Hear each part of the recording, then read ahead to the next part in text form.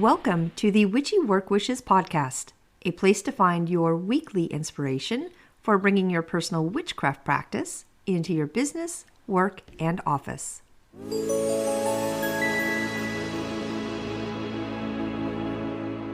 Welcome to Witchy Work Wishes. I am your host, Charlene, and today we are talking about not magic. Now, I know I shuffled things around a bit, and it was totally for selfish reasons. I needed to get this podcast drafted and recorded because I need to start my own personal holiday project and projects. And this year, I want to incorporate some very specific not magic into my handmade blankets for my boys. So it was going to be a moon magic week, but I'm bumping it just once so I can review and list out all of the magical witchy knots we can incorporate into our craft. But first, I always like to pull things I did over the weekend to help with my own personal craft. So I definitely had one of those weeks last week where I don't know how I got it all done. In addition to work stuff, I had board meetings, I was running around doing a bunch of errands, and I was putting things into motion that are going to significantly alter my life once completed. So remember how I did a podcast a while back checking in on the goals we made? I think it was an episode in June, like mid-June. Well, if you don't remember, the basic concept was to remember that list we made at back at the end of December, and to remember how valuable our goals are to our own personal growth. Goals give us a direction, that roadmap, a clear list of what we want and what we are going to do to have to complete them by a certain time. So halfway through the year in June, we revisited our list and we looked at what we had yet to accomplish, what still had to be done, right? We assessed the pending goals that were yet to be tackled. And I did. Taking my own advice, I did just that. And all the steps I listed out in that episode, I personally took myself with my own list. I reflected. I took time and I went through all of my 2023 goals. And then I decided what I needed to be doing with the remaining 6 months of this year to complete them. And one big one for my own personal health was started last week. So I wanted to get some general direction on my week ahead, but also do a card pull from my Crow Tarot deck for the new health journey I have put in motion. And I would have to look back in my show notes, but I'm not sure I have worked with both decks in the same weekend a bunch, maybe only a handful of times at best, but not this past weekend. It was all about the cards. So for my general direction, I pulled the Sandpiper Spirit from my Animal Oracle deck, and it says, "Sandpipers are the cute little clowns poking their beaks into the sand before darting off to chase the waves. The appearance of Sandpiper Spirit is a sign that now is a time to engage your playfulness. Whatever task you have before you, perform them with a lightness of being. Explore the familiar, discovering the new in the old. Who knows what treasures await you when you let yourself laugh and have fun? Sandpiper Spirit's happy and curious nature can help you feel rejuvenated, just as you remember your ability to run and fly and dance playfully." I love it.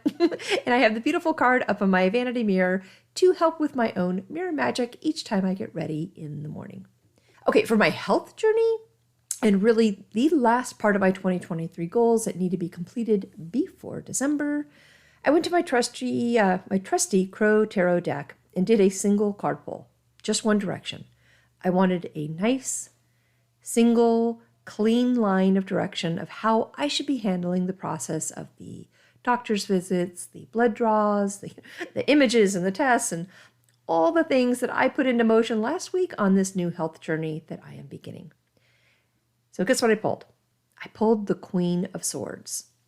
Now, in my Crow Tarot deck, the Queen of Swords says, "The Queen of Swords is one tough bird. She is confident, independent, and wise. Her quick wit, sharp intellect, and clear vision of what the future should look like have garnered the respect of all of those around her. Flying above her throne is a crow, symbolizing her ability to see the big picture. When the Queen of Swords pays a visit, it may indicate a time when a stern, well-calculated, and sensible solution is required. She may also appear as a mentor or teacher who inspires the best work from her students. The Queen of Swords card denotes a time when an impartial view is required to make the best decision. Have I already said how much I love this deck? Because I do. Have I already said how tied to me I feel it is? Because it is. So what a draw, right? What a draw for asking the question I did. So, okay, I'm on the right path. I know what my future should look like, and I am absolutely committed to making it happen. I am, and will continue to, put things in motion to make it happen. Okay, Moon this week. And again, I know if you're following along or looking ahead on my website to see what podcast is next, it should be about moon magic, which now that I think about it, it would have been amazing because this would have aired on a dark moon, but I bumped it a week. So it should be about moon magic right now, but again, I'm selfishly cheating and pushing Not Magic to the slot so I can incorporate it into my own Not Magic projects. But the moon this week, this beautiful Wednesday, it is one of my favorites, a dark moon. And yes, some will call it a moon, but can you feel it? Can you feel the energy change when it's a dark moon? You know, it's that time just before the new moon starts. Maybe you're a little sassy right now, a tad bit rebellious, or maybe you have a little surge of power for what's coming next. You know, that fresh start that feels so good with a new moon. Either way, it is a downtime. So don't start something new just yet. Wait till tomorrow or Friday with the actual new moon. Now, right now, it's a good time for relaxing and clearing away what's needed so you can start fresh when the new moon comes. All right, well, I have my podcast notes on Not Magic. So while I'm grabbing them, I have a quick ad.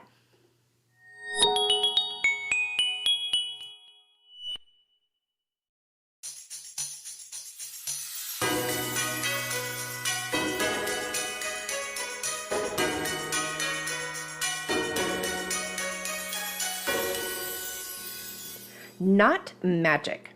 One of the things I love most about our craft in general is that everything is pretty natural. While we have a lot of trinkets and supplies at our disposal, we really don't need much. What we find naturally in nature, added with our own personal intentions, truly becomes witchcraft. Depending on how long you have been practicing, you'll find it all ties together. All of it. No matter where you start, no matter where you are now. With each step forward, we find yet another connection. So Not Magic is no different. It's just another layer of amazing magic that we can add into our practices. What is Not Magic? So Not Magic is the art of adding either a very specific spell or adding a strong intention into the thread, the string, the rope, the ribbon, whatever element you are tying, but you physically tying, and you are giving it energy as you tie it. I know the first thing we probably think of when tying a knot is binding, but there really are a bunch of different spells and energies we can bring forth when doing Not Magic. Before we talk about ways to use Not Magic, let's go back to how Not Magic was used with our ancestors. Now, remember the last couple episodes about witchcraft and cats? I loved. But we started back in Egypt for that one. And we are heading right back there today for Not Magic. I believe the oldest knot recorded is the Knot of Isis. And this is also called or known as the Tayet, or maybe the Girdle of Isis. Now, Isis is an Egyptian goddess, a divine mother of their pharaohs and gods. Her powers were considered greater than any of their other gods' powers, and it's said that she even had control over fate. Now, highly connected to nature and the natural world now, Isis is a feminine deity of the moon, of magic and spells, of motherhood and family, and of healing and medicine. Now, if you go back in history, you'll see pictures of tombs with this specific knot on it, the Knot of Isis, and also images of the robes that they wore being tied with it. So we also have the Knot of Hercules, and this is called the reef or square knot. This knot, going back in our history, is a healing knot. Now, even if you've not read up on the old gods and goddesses, you probably know the story of Hercules. It's a more famous story that is told and handed down. Hercules, son of Zeus, is a Greek hero who has incredible strength and power. The actual knot formation has a common saying itself, and it goes, right over left, left over right, makes a knot both tidy and tight. Well, the Hercules knot is said to have healing powers, and if this knot is used in the cloth and the bandages that are tied around your wound, you will heal faster. This knot goes back to recordings in 1794 as well with our sailors. Now, actually, I believe well before then, but we have a record of it in 1794. So then they were calling it the reef knot, and this specific tie was used in really high winds to tie down a part of the boats or, the sailcloth to slow the boat down. The knot of Hercules was used in many ways, but if you want a fun little fact for the day, this knot is considered a big symbol with marriage and love. And if you have ever wondered where the saying, tie the knot, comes from with marriage, this is it. It's the knot of Hercules. There's another famous story about Alexander the Great and the cutting of a knot. And not just any old regular knot, but the Gordian knot. And this story is told back in ancient Greek times and is placed, I think, around 333 BC, when Alexander the Great was challenged to untie a very intricate knot that was tied to an ox cart. An ox cart is just what it sounds like, a cart that is pulled by an ox to move supplies and food around. So the story goes, and loosely, I don't have a bunch of information on this one, but this knot, this Gordian complicated knot, was impossible to untie. It was secured to a cart and was said to give the power of ruling Asia to the one who could untie it. Now, what did everybody think? Well, you had to go through the steps to painlessly and meticulously untie each strand. Alexander the Great is said to have drawn his sword and cut through the knot instead of entangling it as expected, thus giving him the reputation of solving problems outside of the box, looking at solutions differently. So Alexander the Great is generally accepted as one of our history's most successful commanders. He was a student of Aristotle until he was about 16 years old, and by the time he was 30 years old, honestly, his empire reached from Greece to India. Again, going back to the Gordian knot, he struck it down, and did in fact rule Asia. All right, moving forward, when Christianity came into play, we all know, the old gods and goddesses were deemed evil by the church, and basically anyone still following them were listed as pagans. So Christians would actually carve knots on their churches because they thought the knot symbol, would ward off pagan magic and spirits. So while we are able to go back 4,000+ years with knot magic and, the history of it, really, there is evidence knots were used in the very beginning, very, very beginning, with prehistoric times. Thanks to archaeological research and findings, we as humans, in our earliest form, were using knots. So it makes sense, doesn't it? Magic or no magic, knots have power. But let's add the magic. Let's add the witchcraft, because in our craft, this is where our power is connected to knots. Certainly, historically, knots have been added and incorporated into daily lives for a long time. A long, long time. But let's jump to now, in our practices today. So what is a witch's knot? Well, we can, of course, put our intentions into any knot, regardless of how it is tied. Ultimately, that's our power, right? But a witch's knot will normally have 5 points. And remember how I said everything was connected? Over time in our practice, we eventually find out it all matters. Well, those 5 points are the 5 elements: air, fire, water, earth, and spirit. These elements balance everything out.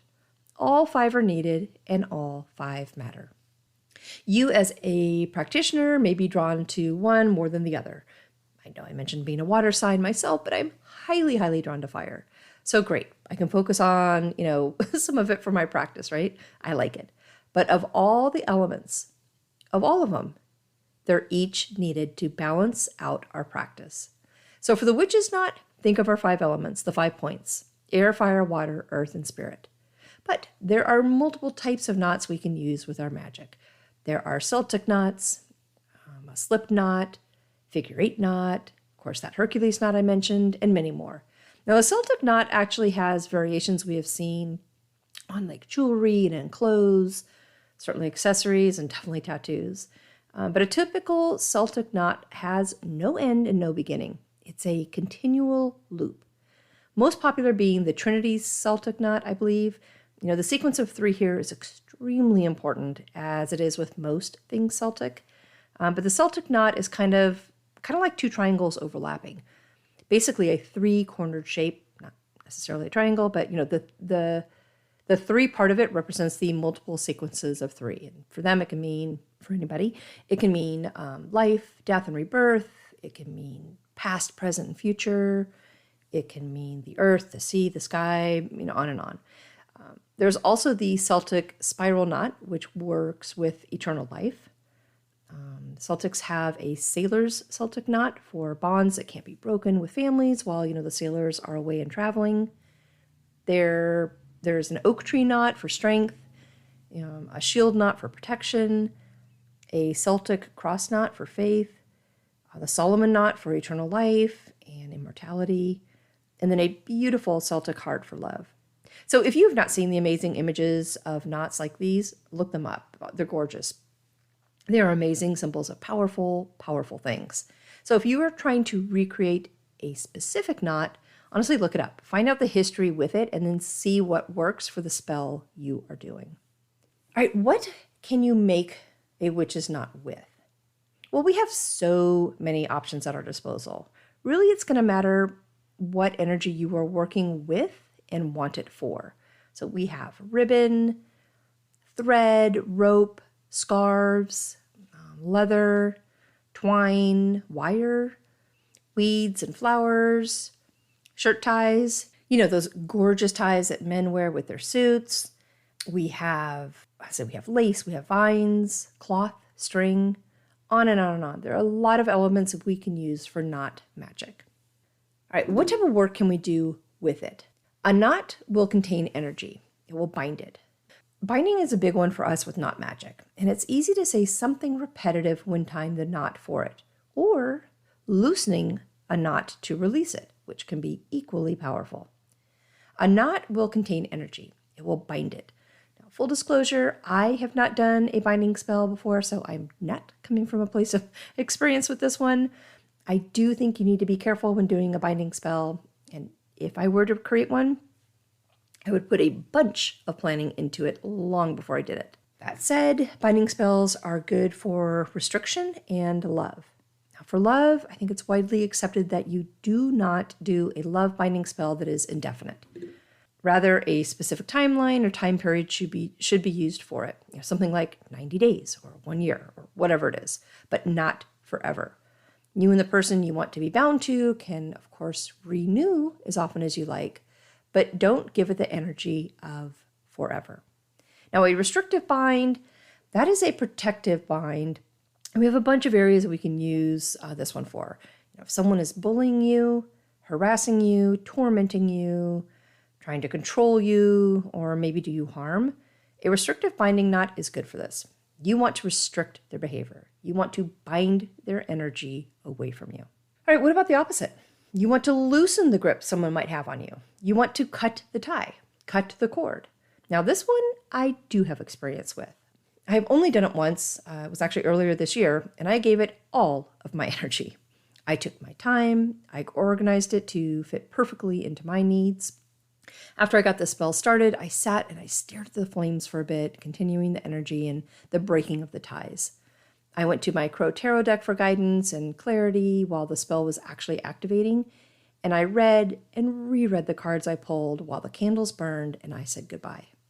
For this cord cutting spell, my cord cutting spell, I used 2 candles. In one, I carved my name and birthday, and the person's name and birthday on the other one. I used string and a little bit of knot magic to tie them together. The candle on the right represented me, and boy, did it burn fast, much faster than the other candle. And it was the first side of the yarn to have the black wax spill over on it. The other candle was steady. It slowly and evenly burned down the center. Now, the top of his flames had lines in it that I interpreted like arms reaching out, trying to get higher. Though right next to it, my candle did not. The orange, middle and yellow top of the flame moved around the wicks, swaying back and forth. And honestly, for a little bit, they looked just like a picture. I saw the flames, but nothing was moving around it. Time stood still. It was eerie. Now, I did not use small candles. I did believe that small candles would not hold the weight of so many years that needed to be untied. So the time it took for the candles to burn down and send the spell off to work, it was worth it. In keeping with the it all matters theme, I did the spell in a waning moon cycle. I kept the spell remains and buried them during a dark moon, which completed my spell. Now, even though this was my first and to date only cord cutting spell, I went into it pretty confidently, like I do with most of my practice and workings. But I have to say that the spell really, really drained me. I was not prepared for how tired I would be afterwards. My candle ended up burning out pretty quickly, which I took as a good sign. I know I am done and I am resolved with this new path. The other candle burned for something like 4 hours longer. The wick kept going even though the wax had melted. And for a couple of hours, honestly, it looked like his side had 2 wicks because part of the string that was tied around both candles absorbed into the wax on his side and was a second flame for his candle. So I'm not sure how to interpret that, but I let them burn out. I know he is not resolved. He wants to keep the energy going, so I expected his candle to take longer.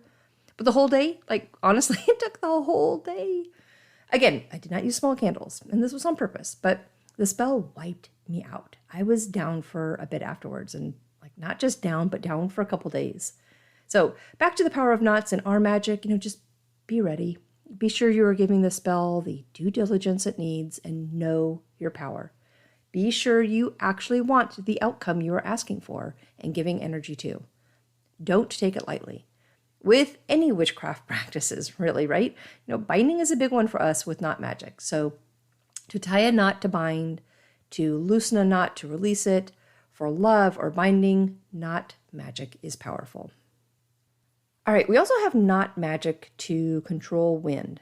Now this one, for this one, we were able to go back pretty far in history because sailors believed they could control the wind for the boats by tying knots. And as far back in history as that goes, guess what? It's still used and believed by sailors today. So knot magic for wind is a basic of 3 knots. The first knot that is untied generates a nice gentle breeze or slight wind that the sailors can use to push their boats forward. The second knot untied will stir up big winds, like powerful ones, to really move the boat quickly. And the third untied knot, well, that just creates chaos and hurricane-type winds. So when the sailors make their 3 knots, they give their rope power. They give it their intentions by saying something and blowing once on the first knot, twice on the second, and 3 times on the third. Then they close the spell until it is untied for the specific wind that they are looking for while traveling. Now for us in our practice, witches' knots are going to be mainly used for binding, healing. Just think back to Hercules for this one. For love, again, careful on the timeline for that one.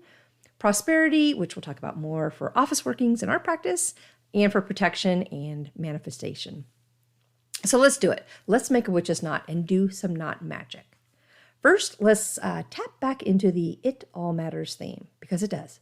But it only does if it matters to you. Are you big on moon magic? Well, then be mindful of where the moon is when you are doing your work. Not big on the moon? Then it does not matter, as it won't affect your workings. Are you big on the days of the week?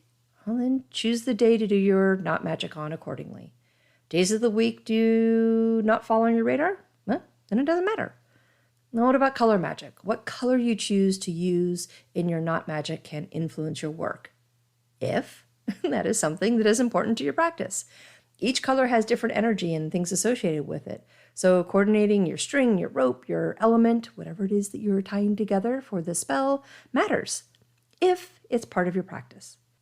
Also, whether you are or are not personally into numbers and their power, numbers and their meanings are something you probably want to look into for your not magic, but again, do you.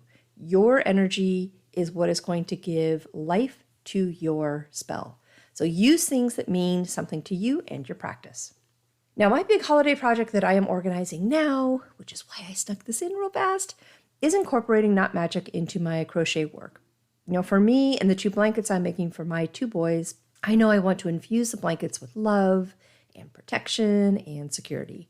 And I want that very specific not magic in each blanket added with my magical powers to create that feeling of home. I have my yarn ordered and I am working on the designs now and hopefully getting my butt in gear since Christmas is just 18 weeks away. I had better have some fast crocheting hands if I'm going to get both of these done. Okay, for those listening to this podcast series for the business side of our witchy workings, let's get into not magic for the office. The first one I have is cooperation. Now, unless you are a one-man show, cooperation in the office is something we all can use more of. Whatever type of business you're in, there certainly is an end goal for the company as a whole. And getting everybody on board to achieve that end goal takes cooperation. Now, this will be, much like a binding knot in that we want a knot for each person in the company. And the energy you're going to give the spell is one about teamwork, about healthy business relationships, about taking care of each other at work and having each other's back, about working hard for the end result, that end goal. This chain of knots, whether it is 2, 3, 9, 12, 26, whatever represents the number of people, all the people working at the company. But this chain of knots is going to give a binding factor to them and bring them together. As long as the chain of knots is together, the spell is intact and teamwork will continue. So the second one for our business side of our witchy workings, I've got lucky, not work. Now, the word luck does not seem like it would have a place in witchcraft. If you look it up, it basically is defined as something that happens by chance, not at your own hand. So how can we, at our own hand, create luck? Well, that saying, fake it till you make it? It's basically saying that doing something at first might not feel natural, but the act of doing it over and over again, faking it, if you will, creates a new reality of it becoming something natural and honestly becoming a part of you, thus making it. So we can see this in many areas of our society. What you generate, you attract, right? And this goes both ways. So be careful. As far as, to the right the pendulum may swing, so will it go to the left. And bad energy will bring bad luck. Like attracts like. It just does. But for good luck and a lucky knot for work, again, pull the elements you believe in so your knot has as much energy as you can give it. Be very clear on the intentions you're infusing into your knot as you make it. Good luck may mean something very different to you than it does to me. So be intentional, be clear, and define what you want in your lucky knot. For number 3, I've got adding something a little personal to not magic. I believe braids in the hair are great for this, and something we can easily and inconspicuously add to our work day outfits. The Vikings probably have, or what has been popularized with the movies and shows at least, some of the greatest images of braided hair. Now, can we walk into the corporate office looking like that, like a Viking? Me, probably not. For the most part, the Viking age hair was a status symbol as such. The shorter hairstyles were worn by lower class people or even servants, and the longer hairstyles were worn by the higher classed men and women. And really, magic aside, I think the braids for them were more likely a way to manage the long hair than anything else. It wasn't just the Vikings who had braids in their hair. Many cultures have braided hair. But for us, in today's day, in the office, I think a braid is a perfect form of not magic and the use of protection energy. So are you walking into a hard meeting tomorrow? Do you know you're going to have drama with a specific client? Maybe you feel uneasy about a coworker and you need protection from them. Or You work with the general public and need a nice overall blanket of protection for the day. Knot magic and braided hair, I say let's do it. It can be one little braid that you tuck behind your ear. It can be multiple braids, whatever you want. As you are braiding and knotting your hair, put the intentions into each knot. Say your magic and let it be. Okay, number 4, I've got success at the office, which we love. So just like giving ourselves protection with a magical knotted braid in our hair, we can give ourselves the power of energy, of success, and self-improvement for the office. Just think of the area you want or need more oomph, somewhere that you need that extra energy. Knot magic for this is perfect because you can either keep it on you, maybe you're doing like a little braided ribbon around your wrist, or an actual big knot, something you could put on your desk, like as a paperweight. But either way, it's something you should be able to incorporate into your office environment without drawing a bunch of attention to it. So knot magic for success at the office? Absolutely. Number 5, I've got add some spice to your witch's knot. This, of course, is not just for the office, but in general. And, power to your knot magic. Now, if you're really needing some very specific help with protection and you need that magical knot in your hair, I would grab a cat's claw. We talked about this last week in the episode of one of the episodes of Witchcraft and Cats. It all matters. It all adds up.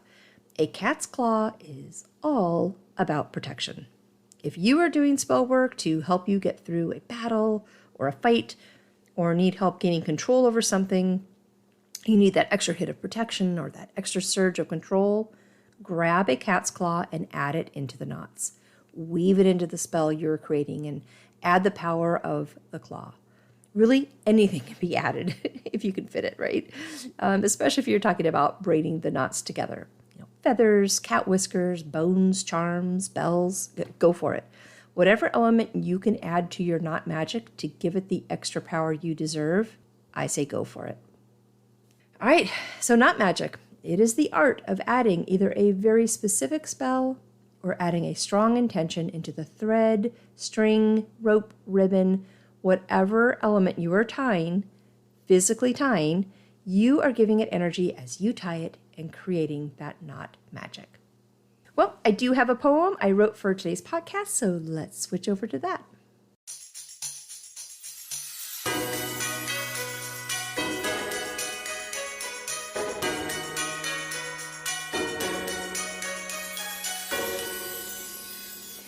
All right, well, this poem is a personal one.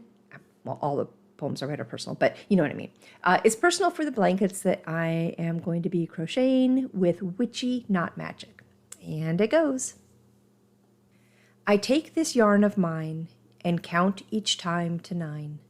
I call my witchy tricks and count each time to 6. Colors come to me, show the powers that be. Black and white combine, with gray they each align. A splash of red I tie, with a fire battle cry. A dash of blue I knot, so all their fears are caught. And then a piece of me I add to make it 3. A little dose of white for peaceful sleep each night. To keep them safe from harm, the knots will be their charm. As I take this yarn of mine and the magical knots combine. That is all I have for you this week. I hope you have a wonderful dark moon right now, a wonderful new moon for the rest of this week. You have an amazing weekend, and I'll talk with you next Wednesday.